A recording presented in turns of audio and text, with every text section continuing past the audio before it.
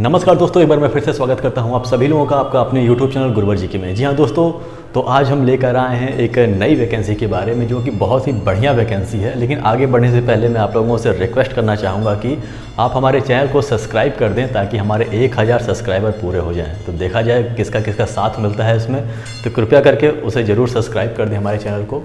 तो आज हम बात करने वाले हैं DRDO के कुछ वैकेंसीज़ के बारे में, यानी कि DRDO सीनियर टेक्निकल असिस्टेंट की वैकेंसी और टेक्नीशियन की वैकेंसी, ये दोनों अलग अलग वैकेंसी है। यानी कि एक वैकेंसी ये हो जाएगी और एक टेक्नीशियन की वैकेंसी हो जाएगी।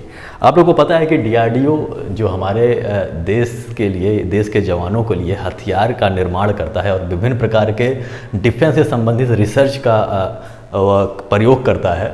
इसी विभाग में आप लोगों के लिए जॉब निकाली गई है। बहुत ही बढ़िया यह विभाग है, क्योंकि इसमें कहीं ना कहीं जाके आप एक कहा जा सकता है कि एक इंडिविजुअल तरीके से आप जाकर देश की सेवा कर सकते हैं। DRDO का मतलब आपको पता ही होगा, यानी कि defence research and development organisation. तो इसमें 2 पदें निकाली गई हैं और अच्छी खासी इसमें पद निकाले गए हैं। वही यहाँ पे देखिए, सबसे पहले तो ये जो ऑनलाइन एप्लीकेशन फॉर्म भरा जाएगा इसका, वो 3 सितंबर 2022 से भरा जाएगा। यानी कि अभी ये फॉर्म आया नहीं है, भविष्य में आने वाला है। लेकिन उसके पहले हमें सब जानकारी होना चाहिए कि कौन कौन इस फॉर्म को भर सकता है, एज लिमिट क्या होनी चाहिए और कौन कौन सी क्राइटेरिया इसमें मांग रहा है फॉर्म भरने के लिए, और परीक्षा किस प्रकार से होगा, इसकी जानकारी आप लोगों को होनी चाहिए। असल में बताया जाए तो यह मुख्य रूप से विज्ञान वर्ग के अभ्यर्थियों के लिए है, जिसने BSc किया है या फिर जिसने डिप्लोमा किया है या फिर जिसने ITI किया है, उनके लिए यह शानदार अवसर है इस फॉर्म को भरने का। तो इसका जो शुरुआत होगा फॉर्म भरने का, वह 3 सितंबर 2022 से होगा और 23 सितंबर 2022 इसका लास्ट डेट होगा। यानी कि 20 दिन का समय मिलेगा आप लोगों को इसके फॉर्म को भरने के लिए। फीस सामान्य फीस है, 100 रुपये आप लोग का देना होगा, 100 रुपये लगेगा फीस। जनरल, OBC और EWS कैंडिडेट को और सभी लोगों को फीस देने की आवश्यकता नहीं पड़ेगी। चलिए अब बात करते हैं यहाँ पे, जैसे कि 2 पोस्टें निकाली गई हैं। यानी कि एक STA की है, यानी कि senior technical assistant group B की पोस्टें हैं ये। पहले हम इसके बारे में बात करेंगे, फिर हम बात करेंगे टेक्नीशियन ग्रुप C के पोस्टों के बारे में, क्योंकि दोनों अलग अलग पद हैं इसमें। तो यहाँ पे देखिए कि STA ग्रुप B की जो एज लिमिट मांगी गई है वह 18 से 28 मांगी गई है। और यह कब होना चाहिए, यह 23 सितंबर 2022 तक इसकी गणना की जाएगी इस तारीख से। यानी कि 23/9/2022 को आपकी जो उम्र है वह 18 साल से कम नहीं होनी चाहिए और 28 साल से अधिक नहीं होनी चाहिए। इसमें जिस प्रकार से छूट मिलती है एक सेंट्रल गवर्नमेंट के जॉब में SC ST या फिर OBC कैंडिडेट को उम्र में, उसी प्रकार की छूट इसमें भी मिलेगी। 5 साल 3 साल जो भी हो उसमें। वैकेंसीज़ की बात करें तो 1075 वैकेंसी इसमें निकाली गई हैं, बहुत अधिक वैकेंसी हैं। असल में हुआ यह है कि इसमें विभिन्न वैकेंसियाँ जो निकाली गई हैं वह अलग अलग सब्जेक्ट वाइज निकाली गई हैं। तो सब्जेक्ट वाइज इसमें वैकेंसियाँ बटी हुई हैं, लेकिन टोटल यदि बात करें सीनियर टेक्निकल असिस्टेंट की, तो 1075 पद निकाले गए हैं। इसमें बढ़ घट भी सकता है, कोई वो नहीं है इसमें। तो सबसे पहले हम ये जान लेते हैं कि कौन कौन इस फॉर्म को भर सकता है, यानी कि सीनियर टेक्निकल असिस्टेंट के लिए कौन कौन योग्य है, किस किस सब्जेक्ट से इसमें फॉर्म निकाला गया है, वो जानना सबसे ज़्यादा ज़रूरी है, तभी आप इसके लिए तैयार हो सकेंगे। तो स्क्रीन पे आपके प्रदर्शित होगा वह चीज़, तो आप देख लीजिएगा। उसमें मैं बताऊँगा कि कौन कौन से पद निकाले गए हैं और उसके लिए क्या चाहिए आप लोगों को। यहाँ पे देखिए सब्जेक्ट दिया हुआ है सबसे पहले लेफ्ट साइड में। यहाँ पे देखिए senior technical assistant group B non gazetted non ministerial की पद है ये। इसमें मैं बात करूँ, देखिए सबसे पहले तो एग्रीकल्चर की बात करूँ तो एग्रीकल्चर BSc में आप लोग का होना चाहिए, 10 पद इसके निकाले गए हैं। फिर ऑटोमोबाइल इंजीनियरिंग की बात करूँ तो इसमें आप लोग को डिप्लोमा होना चाहिए, 15 पद इसके हैं। बॉटनी आप लोग का BSc से चाहिए, 3 पद इसके निकाले गए हैं। केमिकल इंजीनियरिंग में आप लोग का डिप्लोमा चाहिए, 35 पद इसके निकाले गए हैं। केमिस्ट्री में आपका BSc होना चाहिए, इसमें 58 पद निकाले गए हैं। और सिविल इंजीनियरिंग में आप लोग का डिप्लोमा चाहिए, 25 पद निकाले गए हैं। कंप्यूटर साइंस में यदि आपने BSc किया है कंप्यूटर साइंस से, या फिर आपने डिप्लोमा किया है कि कंप्यूटर साइंस या फिर इंजीनियरिंग में या फिर टेक्नोलॉजी में, तो आप इस फॉर्म को भर सकते हैं। 167 पद इसके निकाले गए हैं। फिर मैं बात करूँ इलेक्ट्रिकल्स एंड इलेक्ट्रॉनिक्स इंजीनियरिंग की बात करूँ तो इसमें आप लोग को डिप्लोमा चाहिए, 17 पद इसमें निकाले गए हैं। इलेक्ट्रिकल इंजीनियरिंग में आप लोगों ने यदि डिप्लोमा किया है तो 68 पद इसके लिए निकाले गए हैं। फिर इलेक्ट्रॉनिक्स एंड इंस्ट्रूमेंटेशन के पद निकाले गए हैं, इसमें आप लोग को डिप्लोमा चाहिए, 31 पद निकाले गए हैं। फिर इलेक्ट्रॉनिक्स एंड कम्युनिकेशन और electronics and telecommunication engineering की बात करें तो इसमें यदि आपने बीएससी किया है तो आप इस फॉर्म को भर सकते हैं। यदि आपने बीएससी नहीं किया है और यदि आपके पास डिप्लोमा की डिग्री भी है इन सभी सब्जेक्टों से तो आप इस फॉर्म को भर सकते हैं। 192 पद इसके निकाले गए हैं। वहीं मैं बात करूं इंस्ट्रूमेंटेशन से यदि आपने बीएससी किया हुआ है या फिर यदि आपने डिप्लोमा किया है तो आप इस फॉर्म को भर सकते हैं। 17 पद इसके निकाले गए हैं। लाइब्रेरी साइंस में यदि आपके पास साइंस में डिग्री है और 1 साल का डिप्लोमा है लाइब्रेरी साइंस में तो आप इसके लिए फॉर्म भर सकते हैं। 23 पद इसमें निकाले गए हैं। फिर मैथमेटिक्स में यदि आपने बीएससी किया हुआ है तो आप इस फॉर्म को भर सकते हैं। 13 पद इसके निकाले गए हैं। और फिर मैं बात करूं 115 नंबर का तो मैकेनिकल इंजीनियरिंग से यदि आपने डिप्लोमा किया है तो आप इस फॉर्म को भर सकते हैं। 294 पद इसके निकाले गए हैं। बहुत अच्छे खासे मैकेनिकल इंजीनियरिंग के लिए निकाले गए हैं पद। उसके बाद मैं बात करूं मेट्रोलॉजी की बात करूं तो इसमें आप लोग को डिप्लोमा चाहिए। 21 पद निकाले गए हैं। फिर मेडिकल लैब टेक्नीशियन की बात करूं तो यदि आपने बीएससी किया है लैब टेक्नोलॉजी से तो आप इस फॉर्म को मेडिकल लैब टेक्नोलॉजी से यदि आपने किया है तो आप इस फॉर्म को भर सकते हैं। या फिर यदि आपने 10+2 किया है साइंस सब्जेक्ट से और 2 साल का डिप्लोमा आप लोग के पास है मेडिकल लेबोरेटरी टेक्नोलॉजी का तो आप इस फॉर्म को भर सकते हैं। और 1 साल का इसमें देखिए मेडिकल लाइब्रेरी में एक्सपीरियंस आप लोग को भी चाहिए स्टेट या फिर सेंट्रल गवर्नमेंट के अंतर्गत तो आप इस फॉर्म को भर सकते हैं। और 16 पद इसके निकाले गए हैं। फिर हम बात करें फोटोग्राफी की तो बीएससी आपकी होनी चाहिए या फिर डिप्लोमा होना चाहिए फोटोग्राफी में। 8 पद इसके निकाले गए हैं। फिजिक्स में बात करें तो बीएससी डिग्री आप लोग का होना चाहिए। 32 पद इसके लिए निकाले गए हैं। प्रिंटिंग टेक्नोलॉजी की बात करें तो बीएससी डिग्री या फिर डिप्लोमा आपके पास होना चाहिए। 5 पद इसके निकाले गए हैं। और साइकोलॉजी के 11 पद निकाले गए हैं। बीएससी डिग्री या फिर साइकोलॉजी इसमें बीएससी डिग्री होनी चाहिए साइकोलॉजी से।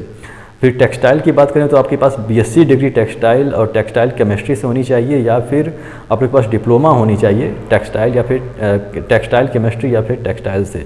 5 पद इसके निकाले गए हैं। और जूलॉजी की बात करें तो जूलॉजी यदि आपने बीएससी से किया है तो भी आप इस फॉर्म को भर सकते हैं। 9 पद इसके निकाले गए हैं।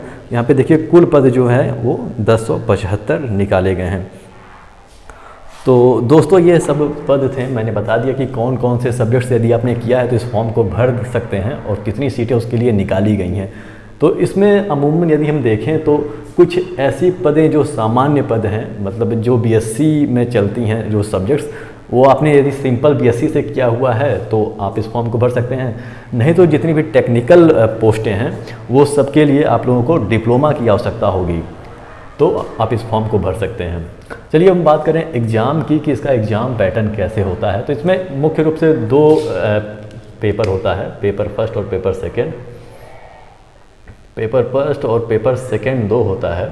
पेपर फर्स्ट में सामान्य रूप से जो परीक्षाएं ली जाएंगी मतलब सीनियर टेक्निकल असिस्टेंट की जो पहला पेपर होगा वो सबके लिए होगा, चाहे वो किसी भी ग्रुप से संबंध रखते हो, किसी भी विषय से उन्होंने पढ़ाई की हो। इसमें मुख्य रूप से जनरल इंटेलिजेंस, रीजनिंग, इस तरह के प्रश्न आएंगे, अभी हम उसको देख लेंगे। और पेपर सेकंड में इसमें विषय की विशेषज्ञता इसमें होगी, यानी कि जिस सब्जेक्ट से आपने बीएससी या फिर डिप्लोमा किया है उस सब्जेक्ट्स से आप लोगों के प्रश्न इसमें पूछे जाएंगे, यानी कि जिस प्रकार का आप फॉर्म भरेंगे जिस पोस्ट के लिए उससे संबंधित इसमें विशेषज्ञता वाली प्रश्न पूछे जाएंगे। तो चलिए आइए देख लेते हैं थोड़ा सा इसके बारे में कि कैसे होगा इसका पेपर। तो स्क्रीन पे आप लोग के प्रदर्शित होगा, आप लोग देखिएगा उसे। यहाँ पे देखिए जो पोस्ट एसटीए पोस्ट बी के लिए जो यहाँ पे सबसे पहला पेपर जो बताया गया है सीबीटी फॉर स्क्रीनिंग होगा। सीबीटी यानी कि कंप्यूटर बेस्ड टेस्ट होगा, इसमें होगा कंप्यूटर पे आप लोग को एग्जाम देना होगा। इसमें देखिए जो पहला पेपर है उसमें देखिए test common to all post code सभी के लिए है ये। और इसमें क्वांटिटेटिव एबिलिटी यानी कि मैथमेटिक्स आएगा, एप्टीट्यूड आएगा, जनरल इंटेलिजेंस यानी कि रीजनिंग आएगा, इसमें जनरल अवेयरनेस यानी कि जीके जीएस आएगा, इंग्लिश लैंग्वेज और जर्नल साइंस से संबंधित इसमें प्रश्न आएंगे। और टोटल क्वेश्चन 120 आएगा और 120 नंबर का ये रहेगा और 90 मिनट आप लोग को समय दिया जाएगा। इसके बाद आप लोग का कट ऑफ बनेगा दूसरे पेपर के लिए यानी कि सीबीटी फॉर प्रोविजनल के लिए। तो इसमें जो स्पेशल आपने सब्जेक्ट लिया है उससे संबंधित क्वेश्चन आएंगे, उससे संबंधित 100 क्वेश्चन रहेंगे, 100 मार्क्स का रहेगा और 90 मिनट का आप लोग को समय मिलेगा। तो ये हो गया आप लोगों का दोनों पेपर, जैसा कि मैंने बता दिया है। चलिए अब बात करते हैं हम टेक्नीशियन ग्रुप सी के। तो टेक्नीशियन ग्रुप सी में जो मैं बात करूं जो इसके पोस्टें जो जितनी भी निकाली गई हैं वो अलग अलग ट्रेड्स की निकाली गई हैं। और किस प्रकार के ट्रेड्स की, जैसा कि आप लोग जानते हैं कि अभ्यर्थी जो IIT नहीं मतलब ITI किए हुए हैं, जिनके पास ITI का सर्टिफिकेट है और संबंधित ट्रेड से है जो पोस्ट इसमें निकाली गई हैं, तो इस फॉर्म को बड़े आसानी से भर सकते हैं। ग्रुप सी की पोस्टें हैं। एज लिमिट होनी चाहिए वह 23/9/2022 से इसकी गणना की जाएगी, यानी कि 23 सितंबर 2022 को इनकी उम्र 28 साल से कम नहीं होनी चाहिए और 28 साल से अधिक नहीं होनी चाहिए। और जिस प्रकार की छूट मिलती है SC ST या फिर OBC कैंडिडेट को, इन्हें भी मिलेगी। टोटल वैकेंसीज़ की बात करें तो 826 इसमें वैकेंसी निकाली गई है, ठीक ठाक वैकेंसी है इसमें भी। और चलिए हम बात कर लेते हैं टोटल वैकेंसीज़ के बारे में, फिर इसके एग्ज़ाम पैटर्न के बारे में भी बात कर लेंगे। एक बात और मैं बताना चाहूँगा कि ये जो भी डिग्री या फिर डिप्लोमा आप लोगों से मांगा जा रहा है या फिर जो सर्टिफिकेट मांगा जा रहा है, इसका जो कट ऑफ डेट है वो भी यही है, यानी कि 23/9/2022 ही है। यानी कि इसके अंतिम फॉर्म भरने के अंतिम दिन तक आपके पास आपका डिग्री या फिर डिप्लोमा या फिर सर्टिफिकेट आप लोग का आपके पास होना चाहिए। यानी कि जो भी डिग्री डिप्लोमा या सर्टिफिकेट होगा उस पर जो इशू करने का डेट जो होता है वो जो है वह 23/9/2022 के पहले या फिर इस दिन का होना चाहिए, इसके बाद का नहीं होना चाहिए। यानी कि इस तारीख तक आप लोग अपनी डिग्री डिप्लोमा या फिर सर्टिफिकेट हासिल कर लिए होने चाहिए। चलिए बात करते हैं हम वैकेंसीज़ की, टेक्निकल ग्रुप सी की वैकेंसीज़ के बारे में। तो इसका भी आप लोग को प्रदर्शित होगा आपके स्क्रीन पे। हम देखेंगे कि कौन कौन से IITs के ग्रुप इसमें मांगे जा रहे हैं। तो यहाँ पे देखिए सबसे पहले ऑटोमोबाइल्स मांगा गया है। यदि आपने ITI किया है ऑटोमोबाइल से तो इसके लिए 5 पद निकाले जाएंगे। बुक बाइंडर के यहाँ पे 20 पद निकाले जाएंगे, इसमें आप लोग को ITI चाहिए। कारपेंटर के 12 हैं। फिर CNC यानी कि यहाँ पे CNC ऑपरेटर ट्रेड में आप लोग को ITI चाहिए, 9 पद इसके निकाले गए हैं।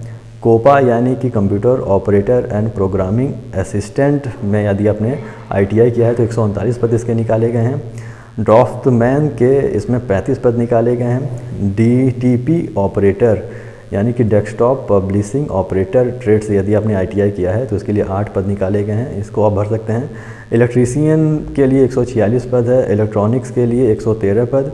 फीटर के लिए 127 पद। और बस मैं ट्रेड्स के नाम बताते जा रहा हूँ, आप लोग समझ लीजिएगा कि इस ट्रेड में आप लोगों का ITI कंप्लीट होना आवश्यक है। फिर मैं ग्राइंडर की बात करूं तो इसमें 7 पद निकाले गए हैं। मैकेनिस्ट की 89 पद निकाले गए हैं। फिर मैकेनिकल डीजल की इसमें 4 पद निकाले गए हैं। फिर मिल राइट मैकेनिक के 8 पद हैं। मोटर मैकेनिक के 13, पेंटर के 3 और फोटोग्राफर के 11। रेफ्रिजरेशन एंड एयर कंडीशनिंग के यहाँ पे 8 पद निकाले गए हैं। शीट मेटल वर्कर के यहाँ पे 14 पद है और टर्नर के यहाँ पे 45 और वेल्डर के 50 पद निकाले गए हैं। कुल पदों की संख्या जो है वह 826 है।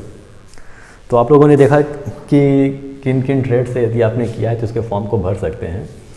चलिए अब एग्ज़ाम्स की बात कर लेते हैं। तो इसमें भी 2 पेपर होते हैं, पेपर फर्स्ट और पेपर सेकेंड। असल में पेपर सेकेंड जो होता है वह ट्रेड से संबंधित पेपर होता है, यानी कि जिस ट्रेड से आपने इस फॉर्म को भरा है उससे संबंधित कुछ ट्रेड वहाँ पे मतलब कराया जाएगा, उससे संबंधित कार्य कि आप उस कार्य में कुशल हैं या नहीं। इसमें लगभग 1.5 से 2 घंटे का समय आप लोगों का लगेगा। आप लोगों से काम कराया जाएगा कि यदि आप काम कर लेंगे तो वह क्वालिफाइंग नेचर का है। इसमें जो सिलेक्शन होगा वो पेपर फर्स्ट के हिसाब से होगा। तो चलिए थोड़ा सा देख लेते हैं कि इसमें किस प्रकार से सिलेक्शन होना है। इसमें देखिए सबसे पहले तो CBT प्रोविजनल सिलेक्शन इसके लिए होगा, यानी कि कंप्यूटर बेस्ड एग्जामिनेशन होगा। इसमें आप लोग का सेक्शन 2 भागों में बांटा जाएगा, सेक्शन 1 और सेक्शन B। यानी कि CBT पहला पेपर जो आप लोग का होगा वो सेक्शन A सेक्शन B में बटा रहेगा।